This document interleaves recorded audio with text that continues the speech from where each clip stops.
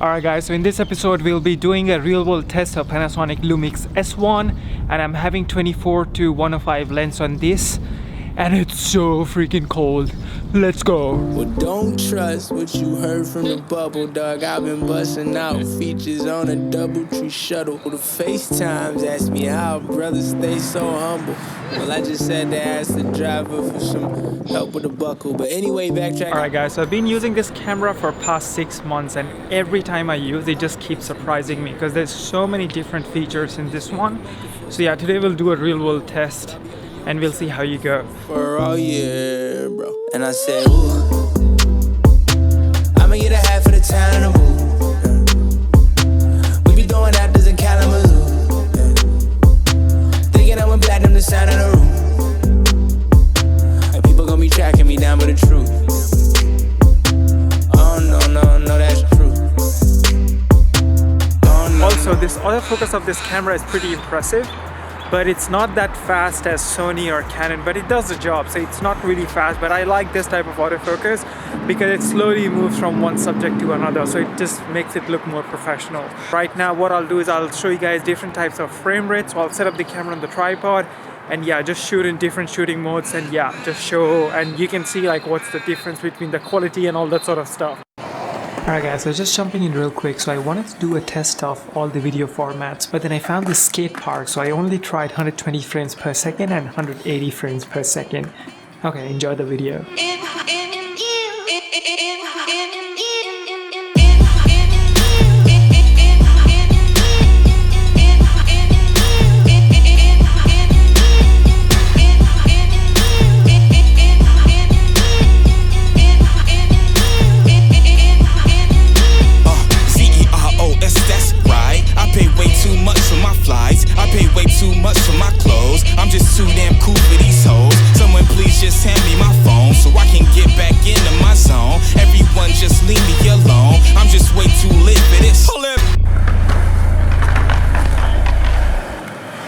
Alright, so done with the filming for morning part, so I'm heading home because I'm super hungry, and the 180 frames per second, it just, like, it's the first time I've tried it and man, it's just so good, so good. Alright, it's time to head home.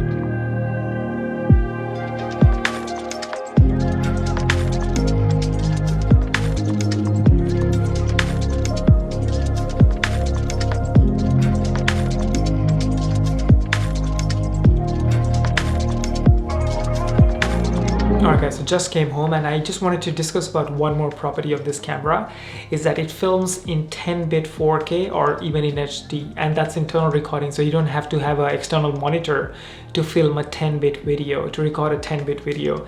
And the difference between 10-bit and 8-bit video is that 10-bit just gives you that extra dynamic range. So when you have filmed already and when you're doing a color grading, you would have more room to play with the colors of the video.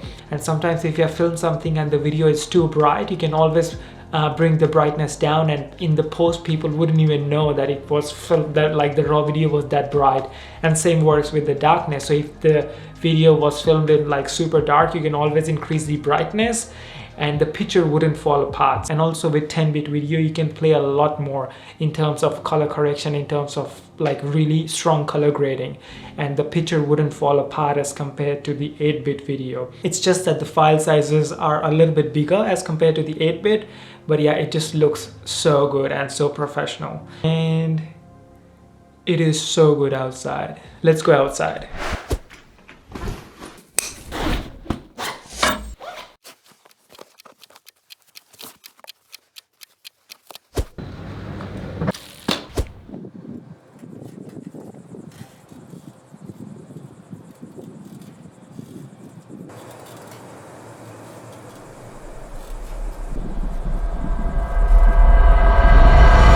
Here's the thing with stabilization of this camera. So if I zoom it all the way in and if I just film and I'm just doing a handheld shot, the stabilization is so good that it looks like the camera is set up on a tripod. That is crazy. Like for example, if I just film myself, you see how good the stabilization is, that it looks like your camera is set up on a tripod, and that's crazy. Especially with vlogging and stuff, it's so good. I'll show you a bit of vlog example.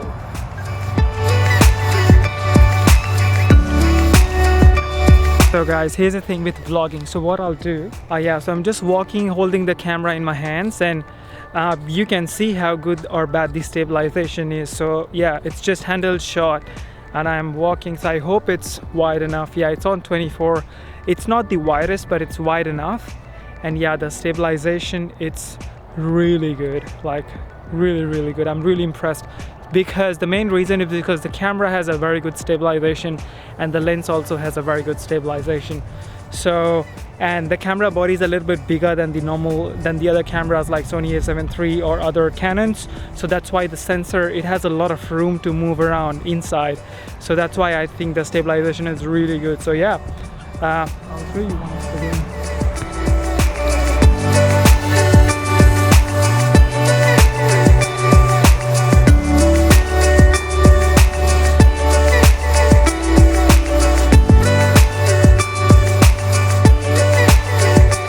It's getting a bit windy here, so yeah.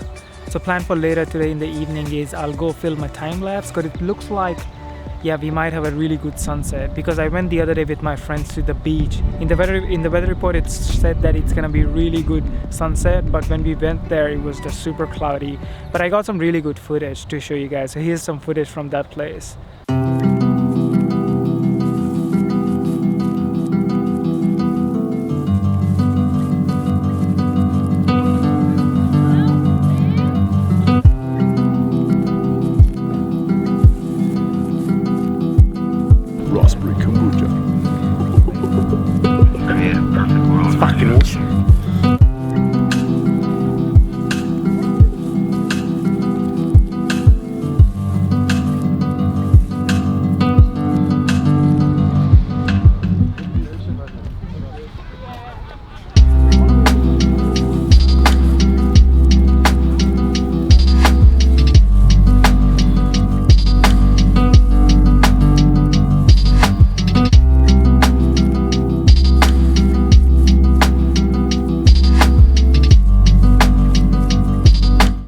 Alright guys, I'm taking a time lapse with my camera, and I just rushed here, and yeah, so there's not much sun left, but yeah, it can look good. So yeah, we'll see.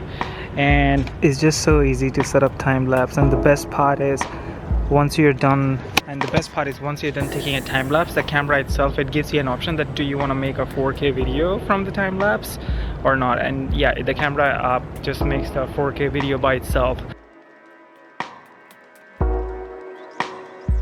Alright guys, so just done with the time lapse. It's super dark, and that's the thing, like as soon as you do the time lapse, the camera makes the video by itself, but it still saves your images so that you can edit in post.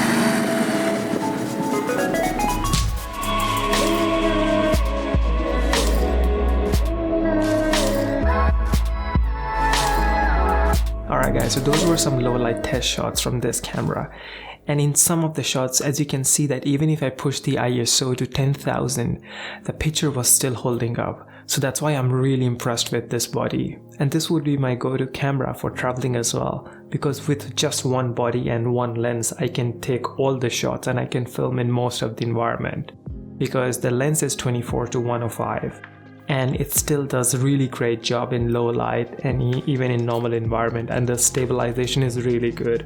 And even the battery backup of this camera is pretty impressive as well. So it's, I think, 3200 mAh battery. So yeah, it does the job. Even with 2 batteries, you can literally film a whole day. So some of the drawbacks of this camera is, it's just that if you film in 4K 10-bit, the file sizes are too big. And what else? So the body of this camera is just a little bit bigger than Sony's and Canon mirrorless. So yeah, that's why it might be a bit of hassle to just carry it around. But yeah, I mean, with that body you get all those features, so there's like a trade-off. So I would rather have a little bit bigger body and have all these features rather than having a smaller body and wanting to change my lens or wanting to change the camera in all the environment which I go. So yeah, in my opinion, for me, this camera and this lens is perfect for even for traveling as well. That's it for the camera review, and I wanted to make a review of this camera since a really long time, because it's just that not many people know about this camera, and yeah, it just has so many features. And as I said, like every day, like I get so surprised with all these features. Like even right now, like there is a way to film 5K in this camera for 10 minutes.